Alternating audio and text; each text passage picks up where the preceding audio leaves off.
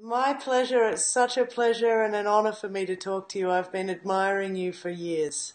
Oh, thank you. Okay. All right. So today I have the pleasure of introducing some of you, and some of you already know Cindy Sheehan, author, talk show host, peace activist, and fantastic humanitarian. Cindy is a world leader in calling for peace and sanity. Since 2005, Cindy has garnered worldwide mainstream and alternative media attention for her anti-war protests, starting famously by camping outside George Bush's ranch in Texas. She's traveled internationally to share her support and her spirit with other people awakening to the rulers and the elitists who are ultimately harvesting us all. Cindy has been arrested many times, yet continues to use her life to shake us all out of our complacency of being owned and enslaved to this empire of banksters. Cindy's currently running as an independent for the governor of California on the Peace and Freedom ticket. However, for you anti-statists in the audience, rest assured, Cindy speaks of dethroning the current system run by the banksters and the corporations and returning to a grassroots-style movement. Cindy lost her son in 2004 in the occupation of Iraq, and so she speaks with the passion and the wisdom of somebody who has felt the effects of war firsthand. So Cindy Sheehan, welcome to my show, Elicit Talk. Thank you for joining me. I know you're a busy woman. How are you today? Oh, Elissa, thank you so much. Yes, I'm doing okay. Like as you know, I've been trying to get over a bout of a throat infection and bronchitis. So, I don't believe in Western medicine. Well, I believe in it because I know it exists, but I don't, I don't practice it. So you just try to give your body everything it needs to be able to recover. So it takes a little bit longer, but I think ultimately in the end it'll be okay. But even with running for governor and everything I do, I try to get enough rest. I try to get exercise and good nutrition and things like that. But, our bodies start to wear down as we get older. So anyway, thank you so much. And yes, always very busy. I'm anti-empire.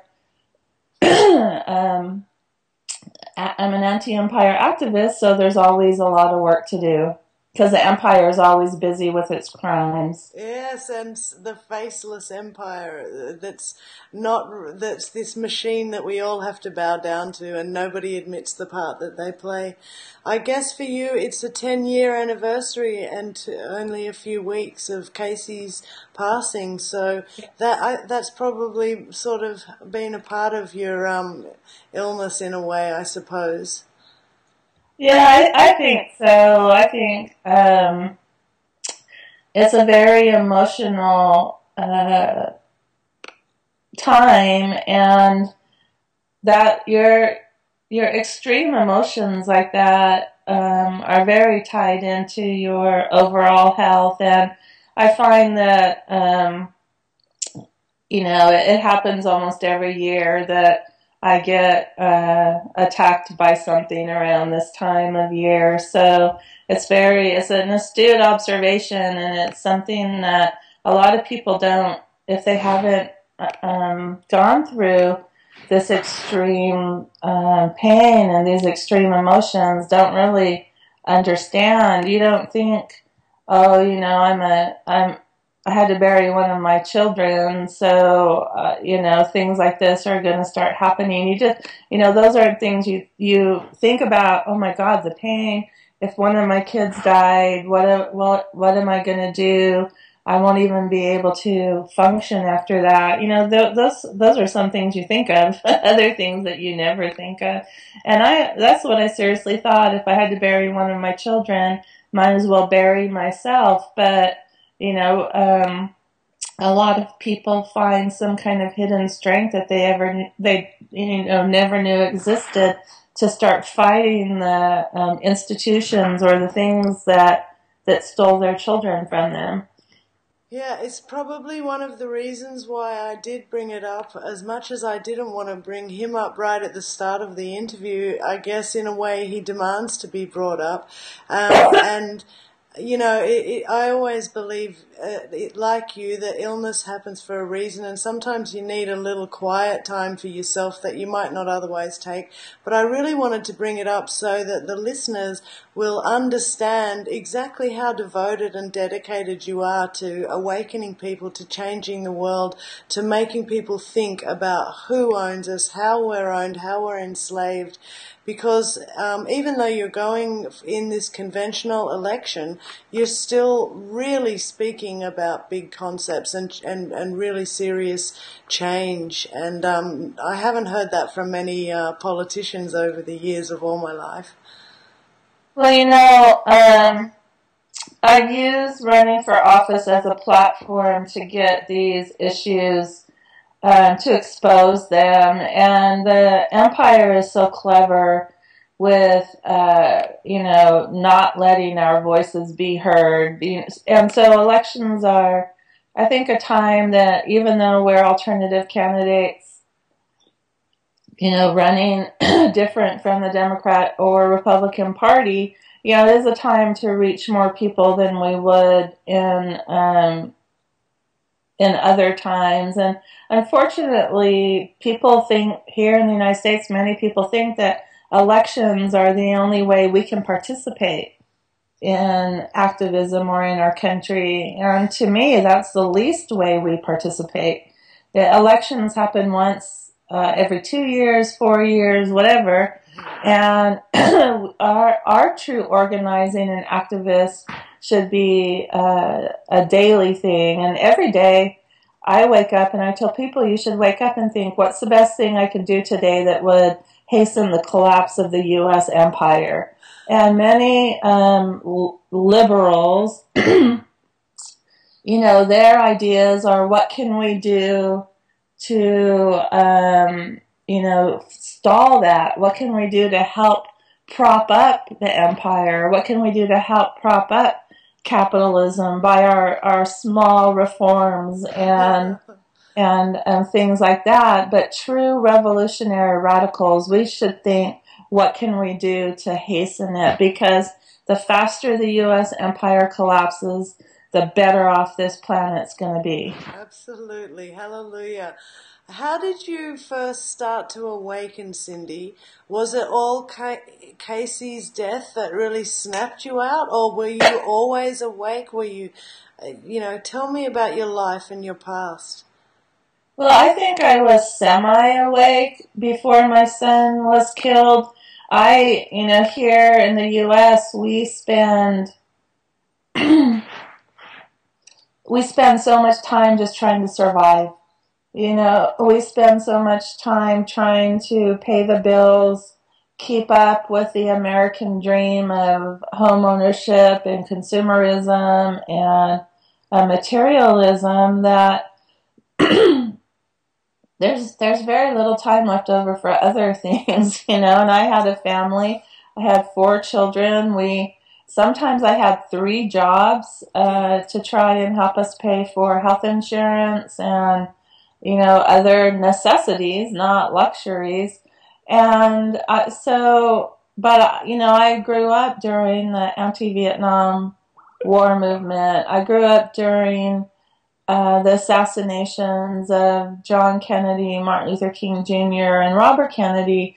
And so I did read a lot of material associated with those. And, I knew that they were cover-ups. I knew that something fishy was going on. So, and I just wrote an article this week because I'm also a war tax refuser. I don't pay my income taxes.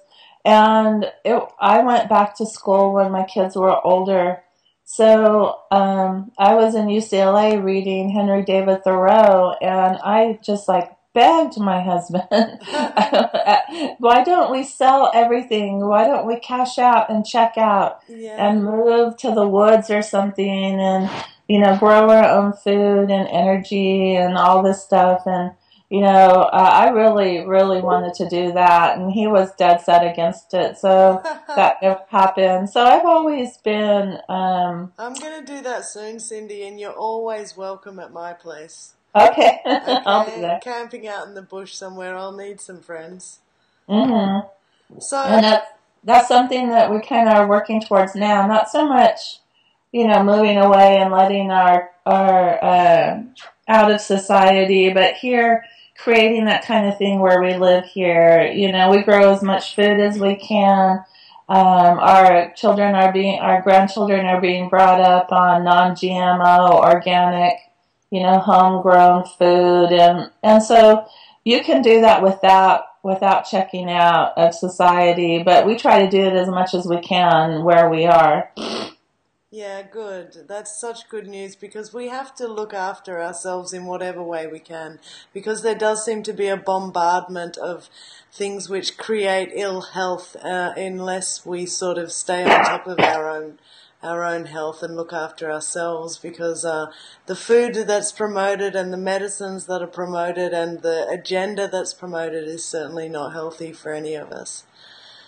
So you've always been a critical thinker, and you've never have you always been separate from others, or have you hung out in family and friends who think open-mindedly as well?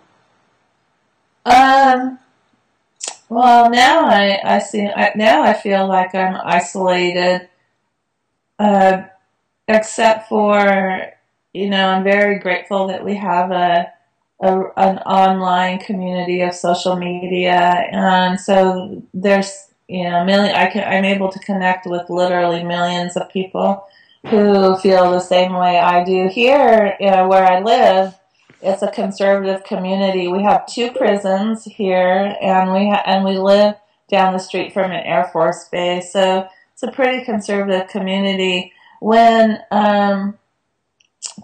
we moved up here to Northern California, um, most of our friends were, very devout Catholics, very devout Republicans, and so we never really talked that much about politics with them. But after Casey was killed, and they still supported George Bush, I felt like that was a barrier that I couldn't overcome. They supported George Bush because they said he was pro-life. And my response was, if he's pro-life, then why is Casey dead? Why are, hundreds of thousands of Iraqi dead if George Bush is so pro-life? So yeah, I mean, I not only lost my almost 30-year marriage, but many, many, many friends. And my ex-husband believes the same way I do, but he's able to. That wasn't a barrier to friendship for him. That our friends were voting for the man who killed our son. I just couldn't. I guess I was just a purist and stubborn, but that was something that I couldn't overcome. Well, I like that stubbornness. I think it's a natural mother's instinct as well, probably. So you've lost friends over the years. But I've gained many, many more. Yeah, of course. Unfortunately, they just aren't my next door neighbors. That's okay. That's life, isn't it? Now, But I have my family, and we're very close. We're very close. My kids haven't chosen the activist route, but they're doing, which I think is sometimes more important, local activism and things like that to make the world a better place. in small communities and just living, trying to find some happiness for yourself in this world is always worthwhile.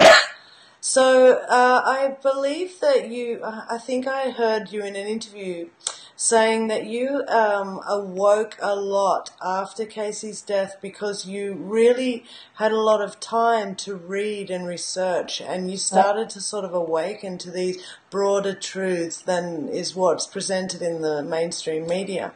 So was that part of your activism, all of that awakening, or is that just something that's, were you on that path anyway of activism? I wouldn't say I was like on the path. I knew after 9/11 that something serious happened.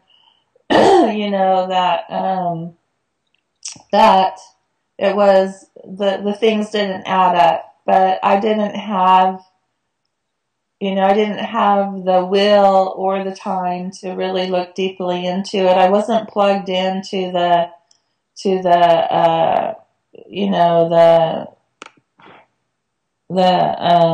alternate community conspiracy analysis that was out there. And so, I knew something was wrong. I was so opposed to the U.S.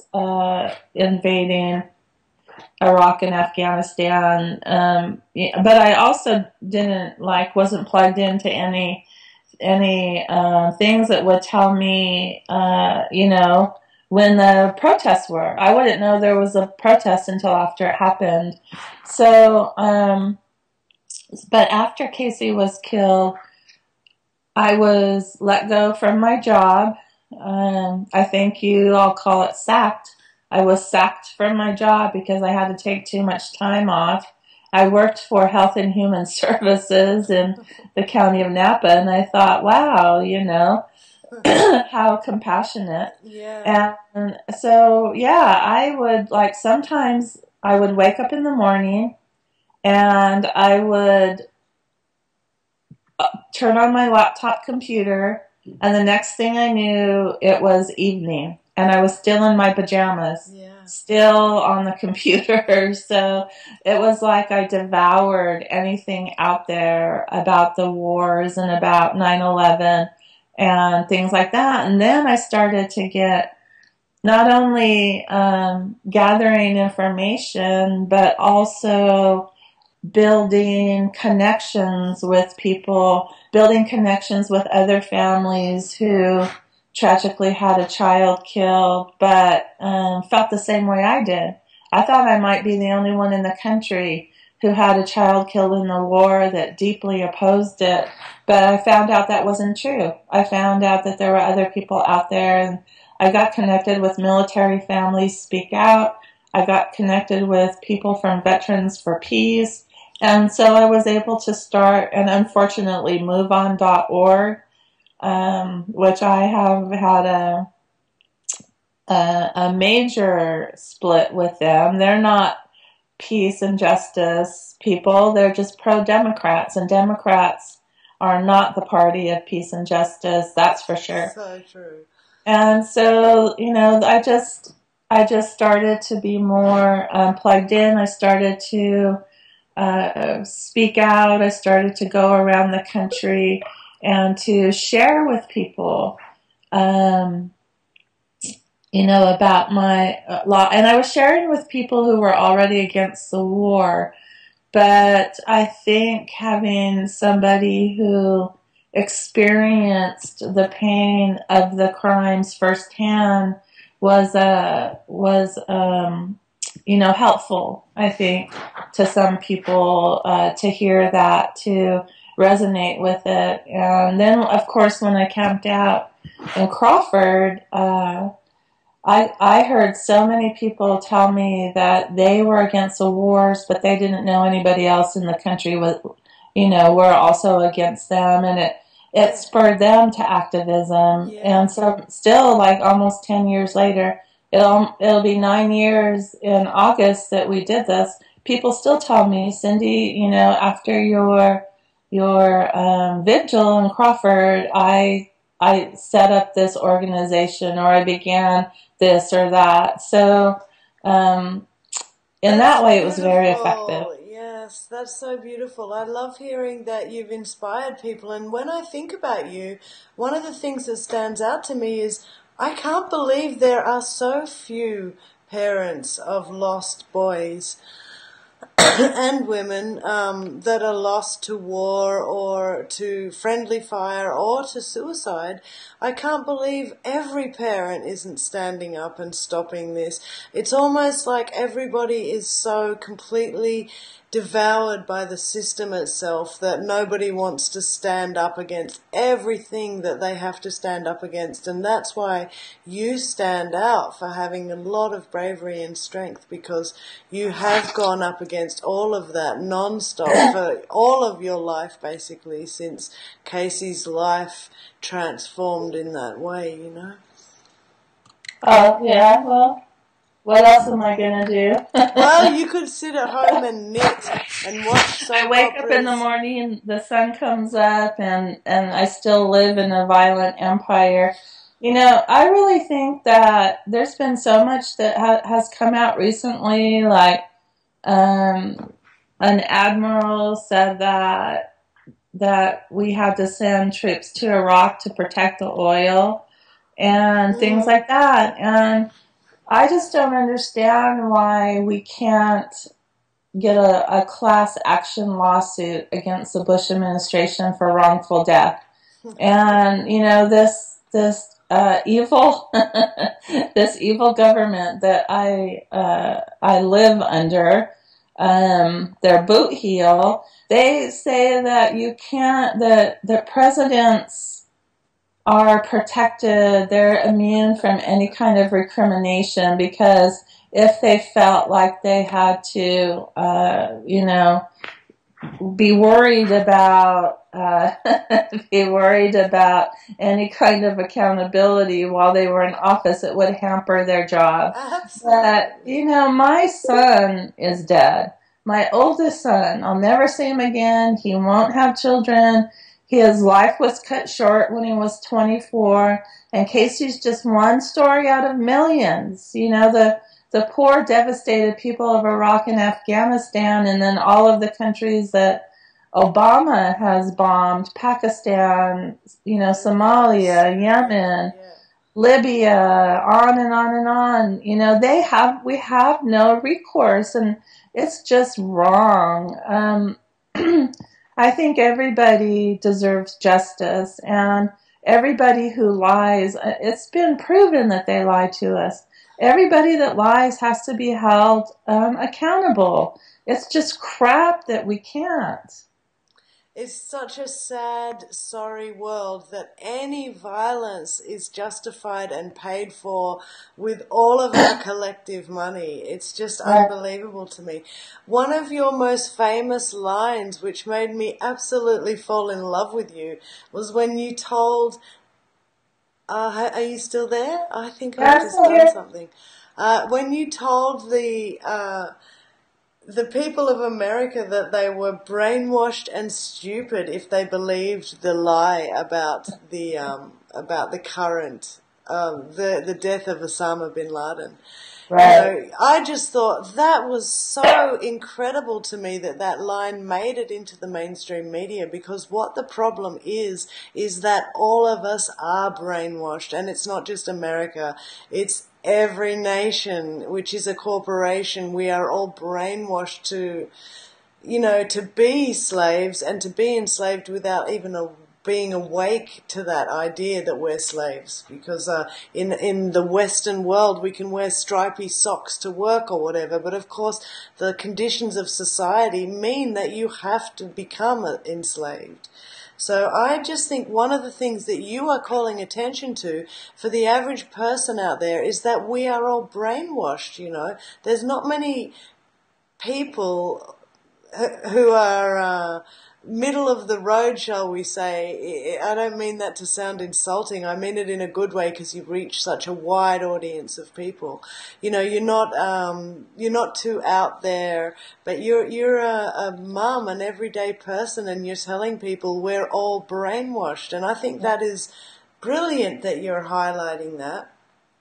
Have you lost have you lost friends in the past, and that they've turned around in the now, and they're saying, you know what, Cindy, I've changed my mind about this or that. I've opened my mind to things that you were saying years ago, and now I think differently. I hear from people all the time, not so much my former friends, but, now I run into some of those people around town, and it's uncomfortable, but it's not as bad as it used to be.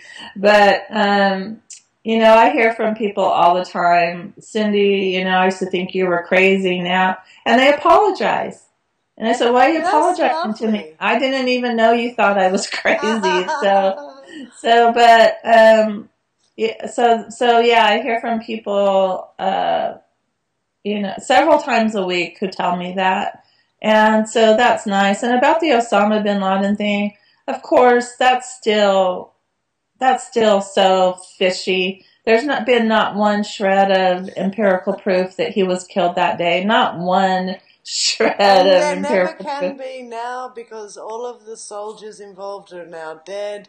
And, right. Of course they're not going to ever be able to bring us proof, because I think we've all established the information, the evidence shows that those in power were lying. And I often say you don't have to find the whole truth, you just have to look at who's lying to you. And if it's the same people that you're paying taxes to, bowing down to, then you need to have a look at that in your society. So, Cindy, you're telling me that you are a tax protester since 2004. Is that correct? Right. Well, 2004, we did pay file jointly with my ex-husband, because it was shortly after Casey was killed. And so I just kind of went along. But after that, I told him that this is the last year I'm paying income taxes. I will never, ever again support the institution that murdered our son with my money, and with really anything else. I love that attitude. Yeah. I think that's brilliant, and I think we all need to do it for whatever reason that the state takes and steals from us, whether it's a person that we love, or whether it's just taking away generations of our freedoms. I think we're all justified in that, making that protest. And I've not only that, but we're helping to fund murder and torture. Exactly, and we have to stop ourselves destruction. Yes, because by paying your taxes, you are acknowledging that they have power over you and all of that, and so therefore you're basically saying you can do what you want. And that's why they do what they want. And, we have to pull ourselves out from the power base. So, do you consider yourself sovereign? Do you protest, if you get a ticket on the side of the road, do you pay it, or do you give them the runaround? Or if you don't want to talk about this, that's fine. Well, if I get a ticket for protesting, or if I'm arrested or whatever, I won't pay the fine. But, I try to divorce myself from this empire as much as possible. But, it's not only not paying my taxes. I refuse to be forced into purchasing a private product from a private industry, so I refuse to buy health insurance because I'm being forced to do it. That's fascist. I live in a fascist, violent empire. So I try to do it as much as possible that way. I try to be very responsible with my money. I try to buy used. I not only don't want my empire to take my money. I don't want to fund the destruction of the environment or the enslavement of people around the world who are building our consumer goods for like $2 a day. So things like that I try to do, but there's some things that you have to, I think, capitulate to live, to be able to live. I know in California, I didn't pay 5 parking fines a few years ago and they stole my van. Absolutely. Yeah, so you just can't ignore those kinds of things, unfortunately. It's so very heavy. I sold my car. I'm not licensed to drive, but I don't have a car that's licensed by the state. It's great not driving because you very rarely have to deal with the thugs of the state. It's only when I'm driving that I ever have to deal with the thugs. If I'm just walking or catching buses or transport, I never have to deal with the thugs. But if I have a van or a transport, I always am having to deal with those horrible men and women. I jaywalked yesterday and a cop went right by me and I was like, oh geez, but he didn't stop. I think I'm 56 years old. I think I can cross the street. If I make a mistake, I'll get hit. I hate to say it, Cindy, but the officer probably went, oh shit, that's Cindy Sheehan. I'm not going to stop her from crossing the road. Yeah. Who taught you, Cindy? Who were your biggest influences or teachers? Anyone that you want to share with the audience? Well, I already mentioned Henry David Thoreau. He was a big inspiration not only to me but to Gandhi and Martin Luther King Jr. and a lot of people who do nonviolent civil resistance. And he said instead of truth, instead of money, riches, something, give me truth. Right. He's beautiful. Build your castles in the air and then lay the foundations. And he was a war tax resistor also, so it's very inspiring. But, there's just so many people these days who have been lifelong workers for peace and justice. I work with an organization called National War Tax Resistance Coordinating Committee, and they stopped paying their taxes in the Vietnam War. Brilliant. And so there's so many of my comrades and colleagues who have been doing it for so long that they're very inspirational, and they just do it. It's just a way of life for them at this point. And so there's been a lot of people who, I always think that, sometimes it gets really frustrating. I think I'm not making a difference. The wars are still going. The empire is still going. But then I think there's been so many people that have gone before me that have made this world better, and how much worse off would we be today if it weren't for them? I can tell you how much you have changed the world, and I can see objectively from the outside, and you've become a legend. Literally, you've been called the Rosa Parks of the anti-war movement, and I hope that on those days where you think, oh, what have I done, how have I changed, you have become legendary. And I think that, infamous, maybe. Infamous is, I think, legendary, Cindy. Honestly, I think you've really you've done an amazing amount of work on the earth just in 10 years, just with transforming that pain and suffering into something to change us, so that less people in the future have to. Maybe you can't see that change completely, but you're going to see something has improved thanks to you standing up, and you've helped so many people to start to stand up themselves, even if they're not quite standing yet. You know what I mean? So how do you feel about, this is something I want to ask you about, philosophical things. How do you feel about the concept of some part of you living after you die, life after death for your consciousness? Yeah,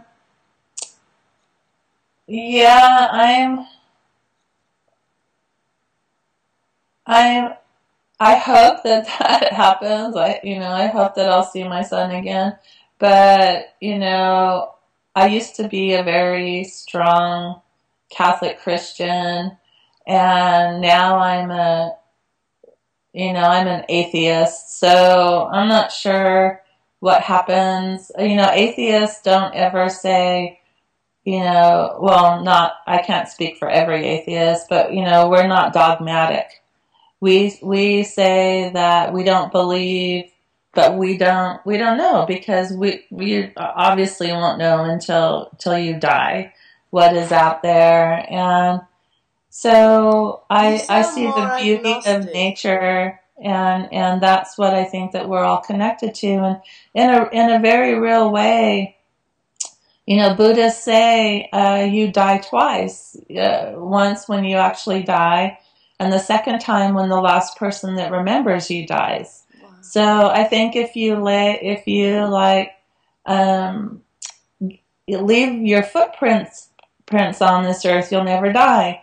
And my son, I think, will be remembered, as one of the icons of a person who died in an illegal and immoral war. So, I don't think he's ever going to die. And I know that we're already, he and I, are linked forever, but we're also always linked in already history books. Things have been written about me and my protests and about Camp Casey. So in that way, I think that no, we'll live forever. I keep feeling this feeling that he would be he is so proud of what you've done with your pain and suffering, He would just, I know that any soldier who's actually been to war, none of them come back and want war. None of them support war when they come back. And, what you've done with the pain of losing him, I think that he would be really impressed. And I think that he'd wish that every one of his friends' parents said the same as well. Yeah, that would be, if we all would join together, us mothers and others who care, would join together and say no, not one more, you're not stealing one more of our children for your profit and for your egos and for your power trips, and then that's when war is going to stop. Can I ask you, Cindy, if you're afraid of anything, if you want to tell me?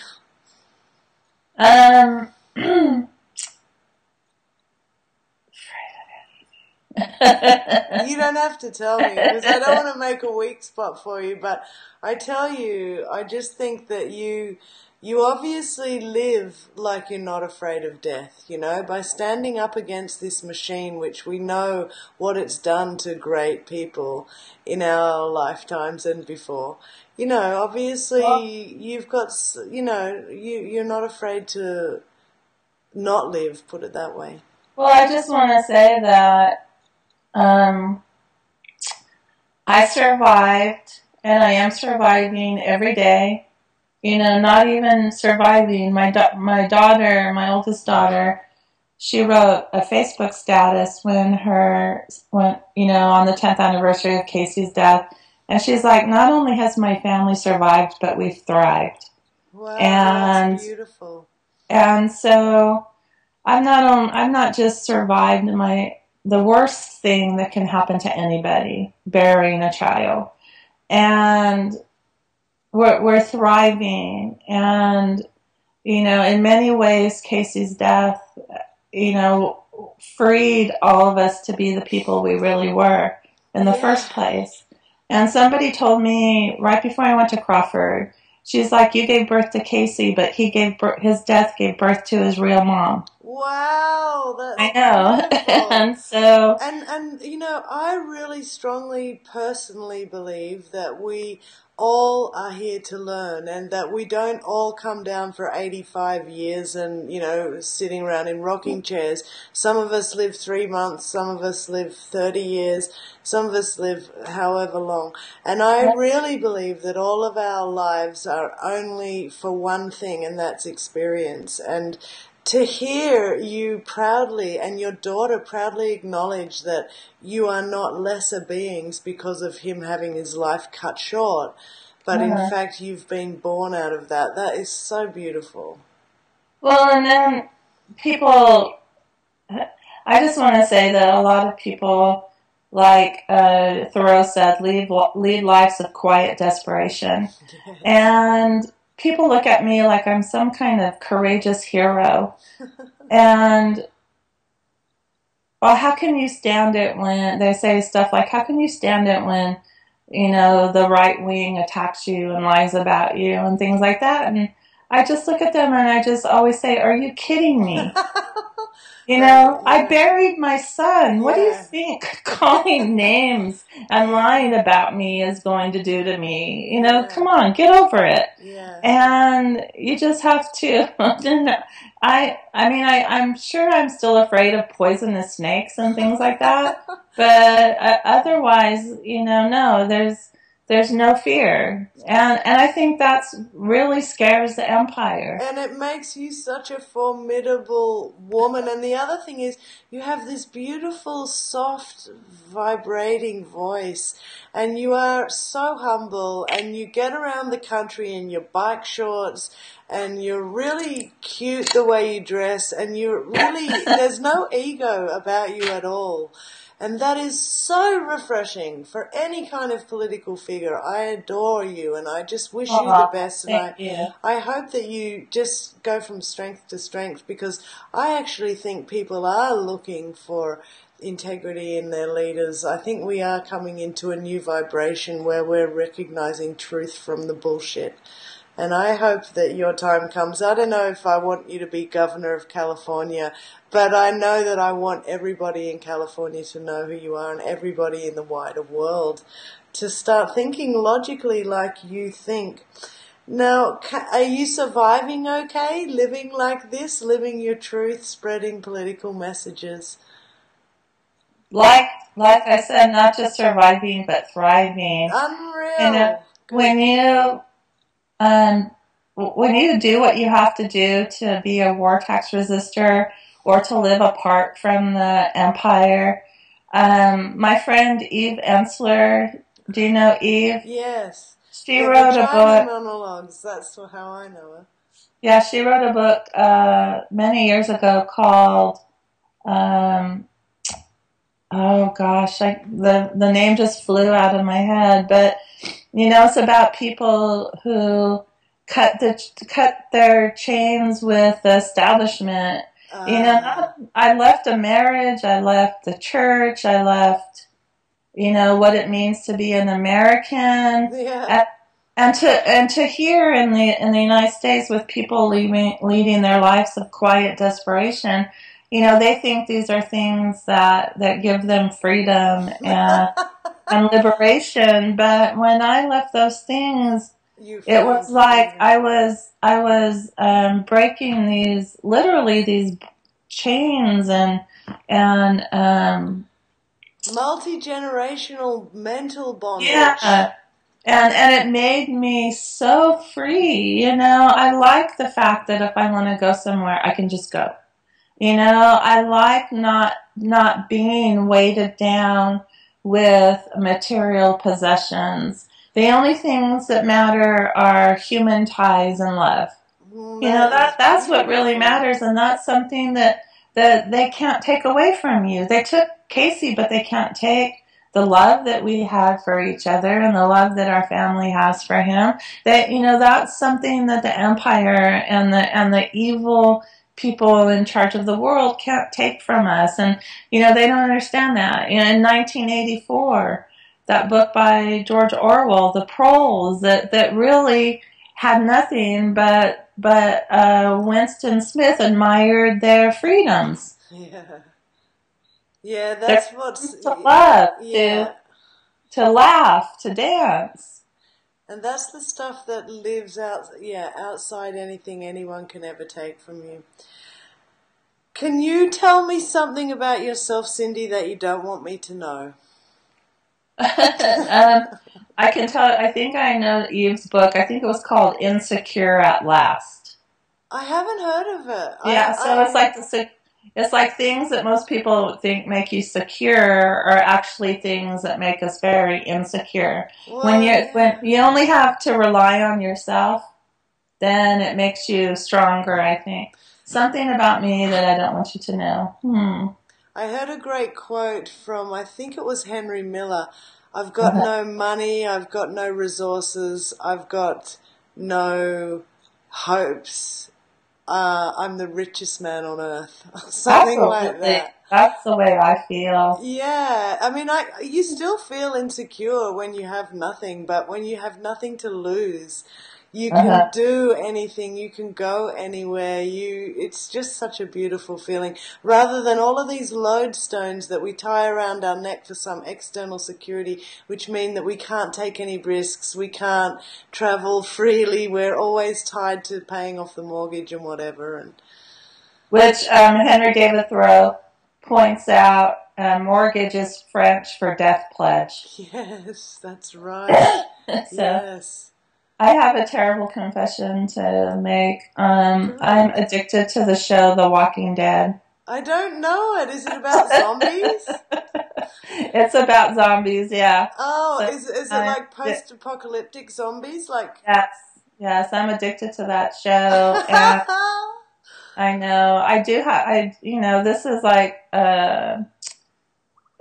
I do have a TV and I do have cable, and so that a lot of people think that makes me like less of a revolutionary. But I like my escapism for sure, and I was able to get HBO for $1 a month, so now I'm trying to catch up with Game of Thrones. So I do like my escapism. You have to have it. Little nourishments.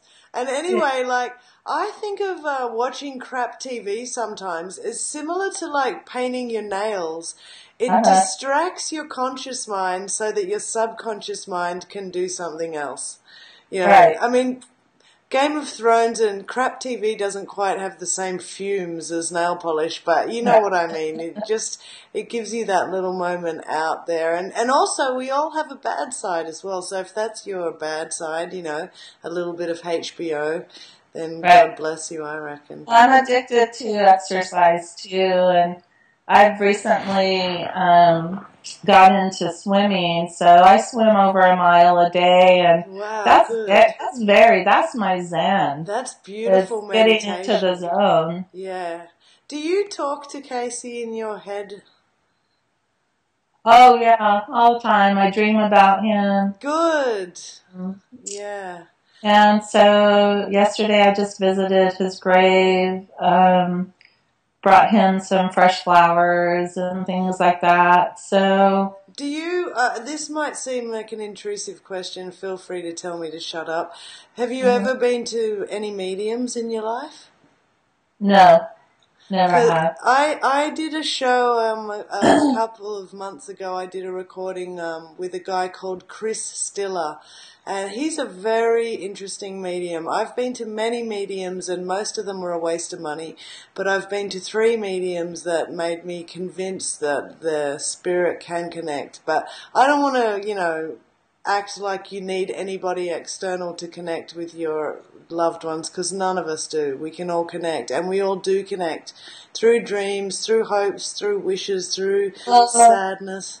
I don't think we could ever be disconnected. Exactly. So, yeah, my sister is very into all that stuff, and she tries to proselytize me, and I just say I don't know. I don't know. And I also think when you have a lot of desire and love, that can almost become like a barrier as well. You don't need anyone to help you connect with anyone when you love them so. And I know that his love for you wouldn't have done anything but grown enormously watching you flower and develop your life through following the truth and through exposing the truth for all of us.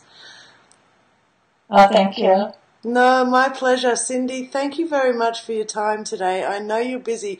Do you want to tell me where people can go if they want to keep up with you? I believe you're starting a bike ride around the country to promote. No, I did that last year. Oh, it's finished. Oh. Yeah. I rode from California to Washington, D.C. last year. Wow. In something called Tour de Peace. So it was the most awesome experience ever. Not just the physical challenge, but meeting with thousands of people across the country who believe the same way we do. And, people in the United States are really, you've said this a couple times, so I feel comfortable. People in the United States are scared shitless.